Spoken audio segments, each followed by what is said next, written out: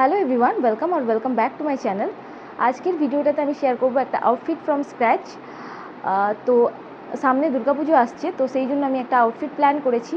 তো সেই জন্যই আজকে আমি যাচ্ছি, এখন ফ্যাব্রিক শপিং করব, তারপর আমি আউটফিটটা একেবারে বানাতে দিয়ে তারপর ফিরবো। তো দেখা যাক আউটফিটটা কীরকম রেডি হয়। তোমরা এরকম একটা আউটফিট পুজোর জন্য কনসিডার করতেই পারো।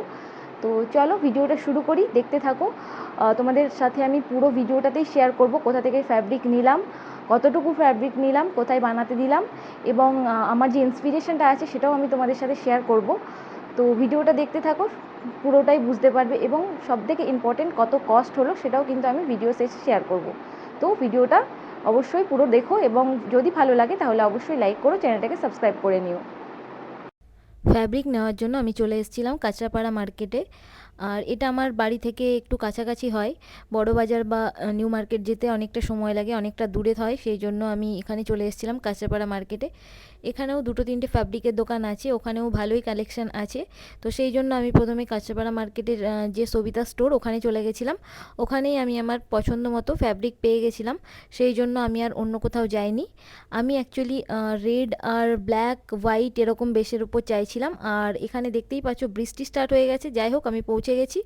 এখানে আমি অনেকগুলো ফ্যাব্রিক দেখার পরে তারপর ওই একটা ফ্যাব্রিক আমার পছন্দ হয়েছিল, এই যে এই ফ্যাব্রিকটা, যেটার উপর রেড হোয়াইটের উপরে রেড অ্যান্ড ব্ল্যাকের কাজ করা ছিল। আর নিচের যে পোর্শনটা, সেটার জন্য আমি নিয়েছিলাম একটা ব্ল্যাকের উপরে রেড অ্যান্ড হোয়াইটের কাজ। তো যাই হোক, এটা আমার পছন্দ হয়েছিল, এটা বেগমপুরি ছিল। এখানে আরও অনেক রকমের ফ্যাব্রিক আছে, তো তোমরা চাইলে তোমাদের পছন্দ মতো নিতে পারো। তোমরা কাছাকাছি থাকলে এখানে আসতেই পারো। এখানে কিন্তু লেস বা আদার্স যে মানে কোনো জামা কাপড় বানানোর জন্য আদার্স যা যা জিনিসপত্র লাগে, সেই সব জিনিসপত্র এখানে পাওয়া যায়। তোমরা চাইলে এখানে ভিজিট করতে পারো। তো এখানে আমি ফ্যাব্রিকটা নিয়ে নিয়েছিলাম।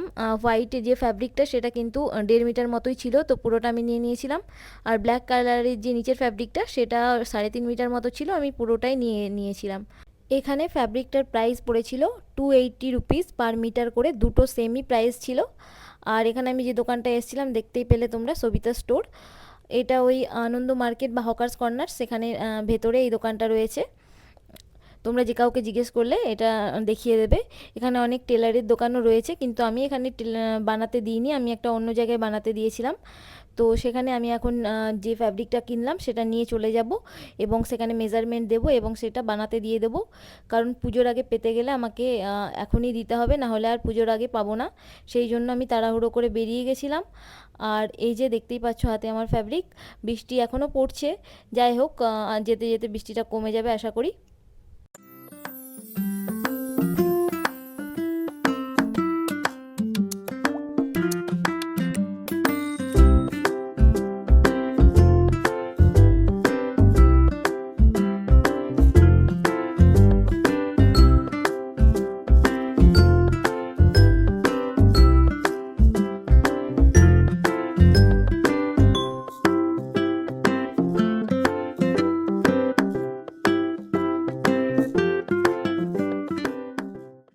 এখানে আমি তোমাদের সাথে আমার ড্রেসের একটা রাফ ডিজাইন শেয়ার করছি। দেখতেই পাচ্ছ এখানে একটা ক্রপ টপ আর একটা স্কার্ট রয়েছে। আমি এরকমই চাইছিলাম আমার ড্রেসটা। আর ক্রপ টপের যে স্লিভসটা, সেটা বেলুন স্লিভস হবে। তো এই যে আমি পৌঁছে গেছি কল্যাণী, এখানেই আমি আমার ড্রেসটা বানাতে দেবো। তোমাদের সাথে অলরেডি ডিজাইনটা শেয়ার করলাম। এখন চলো যাওয়া যাক। পৌঁছে গেছি আমি ডিজাইনারের বাড়িতে।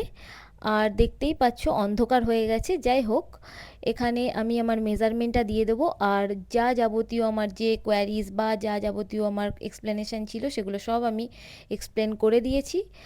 আর এখন মেজারমেন্ট দেওয়ার পরে আমি বেরিয়ে যাচ্ছি। চলো বাড়ি গিয়ে কথা হবে।